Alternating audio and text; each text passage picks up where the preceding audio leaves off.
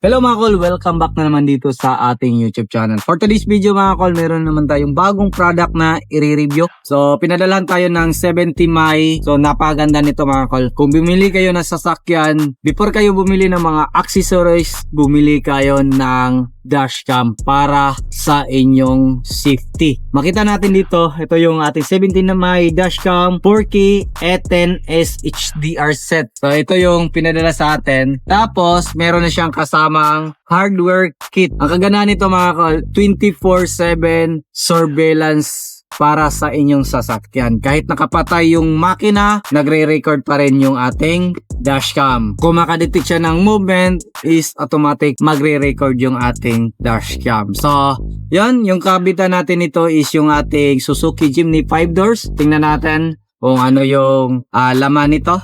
Yan, so unboxing natin mga kol. Ito na yun. Makita natin dito mga kol, nakasulat 4K 30fps with HDR, dual Sony Starviz 2, tapos 4G compatible, built-in GPS and ADAS. So makita din natin dito super capacitor, buffered emergency recording, tapos voice control with parking surveillance. Ayan. Ayan.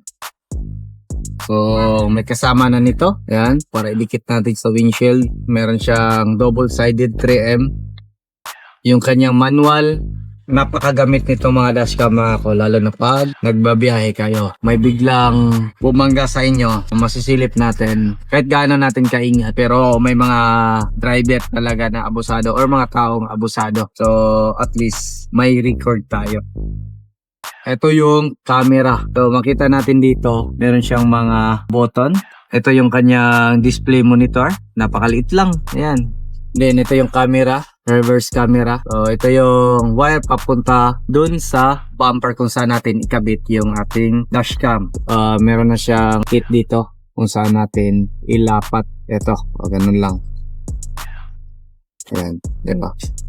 Tapos ito is socket papunta sa ating USB port at saka sa ating hardware kit mamaya. May kasama na siyang charging port or cigarette lighter charging port. Simulan na natin ikabit. So yung magkabit is yung brother ko. Patakbo na tayo ng wire. Yan. So dito natin dinaan sa ilalim yan. Ito na yung socket. Gusto ko na mas malaki yung kita dito sa likuran. So dito ko nilagay sa itaas ng carrier ko. Ayan. So dyan ko nilagay yung camera. So ito na yan. So kabit ko nila lahat. So dito natin pinadaan yung wire.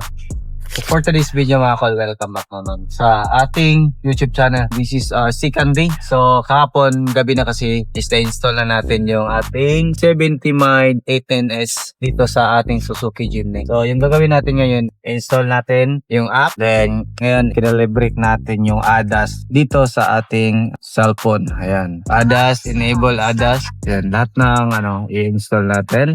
So voice on, speaker module, record audio. Ayan, so record natin yung audio. Ano din natin yung date. So this is it. So napaganda ng ating dashcam mga kol. Napakaliwanag. Ito yung 70 Mai dashcam 4K E10S. So pwede niyo rin gamitin pang vlogging. Halimbawa nagva-vlog kayo. Napakaliwanag. Tapos klarong-klaro yung mga sasakyan na makasalubong nyo or nasa harap nyo. So kahit sa likuran ng camera mga kol, napakaliwanag rin. Kahit sa gabi kung makita nyo yung video natin. So yan yung capture natin kagabi na tumakbo tayo. Tinis natin yung ating dashcam. Working na to siya mga kol. Maging available din to soon sa shop natin yung mga ganitong dashcam.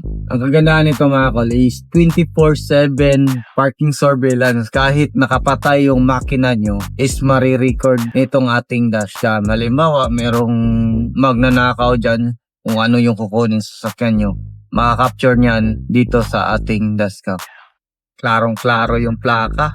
Ayan, kasulit yung 70 Mai dashcam 4K. Available yan sa Shopee at saka sa TikTok mga kol. So kung gusto nyong bumili ng pangmatagalan at saka hindi kayo logi na dashcam, ito yung kunin nyo, 70 Mai dashcam 4K. Solid na solid to mga tol. Protektado ka 24/7. Kahit malayo pa tayo, kitang-kita sa dashcam natin yung shop natin. So, update namin kayo sa mga iba't ibang feature nitong dashcam. As soon as possible, silipin natin lahat kung ano yung po pwede dito sa dashcam natin. Entering the parking surveillance mode. So, narinig nyo, continuous pa rin yung recording kung may mga banta sa inyong sasakyan. Off natin to. Lock natin. O, nakalock na yung sasakyan natin. So, dito tayo. So, makikita natin yan na nagre-record pa rin yung dashcam natin. So, record kita natin. Kasi dito natin nilagay sa likuran yung camera. Dito mismo sa roof rack natin para mas malawak yung kuha sa likuran. Ayan. Makita nyo, napakalawak, napakalapad ng kuha compare dito natin ilagay sa ibaba. Alam niyo ba mga kol na itong 70 mi ay may feature din to na voice record na take ng photo. Subukan natin ngayon. Nagbibiyahe tayo. Ito yung 70 mi natin. Subukan natin. Take photo. Tingnan nyo, yung ating feature dito, automatic siya nag-autofocus dyan sa sasakyan na sa harap natin. Ang kagandahan pa nito mga kol is automatic din to magre-record or magsisave. Halimbawa, may mga emergency na nangyari. Halimbawa, may nabangga or nakabangga tayo. Is automatic magsisave dito sa ating dashcam. Hindi na tayo mag-worry na mabura yung ating footage kasi automatic na siya mag-save. Ang kagandahan ng 70 mi dashcam mga kol ay may warning feature na talagang helpful. Halimbawa, nagbibigay siya ng mga alerts. Attention to riders. Caution. Mount car. May ganitong feature na talagang nakatulong sa pag-iwas sa aksidente at pagiging alerto sa kalsada. Kahit sa gabi maliwanag pa rin ang kuha. Halimbawa kung nakabangga tayo o nabangga tayo, automatic siyang isi-save yung footage bilang emergency recording. Ganyan kaganda ang 70 mi mga call. Overall, para sa akin, with 4K resolution, napakarami pa niyang safety feature. Sulit na tong dashcam na ito. Sa totoo lang mga call, hindi mo talaga masasabi kung kailan may mangyayaring aberya o disgrasya sa kalsada. Isang segundo lang, pwedeng mabago ang lahat.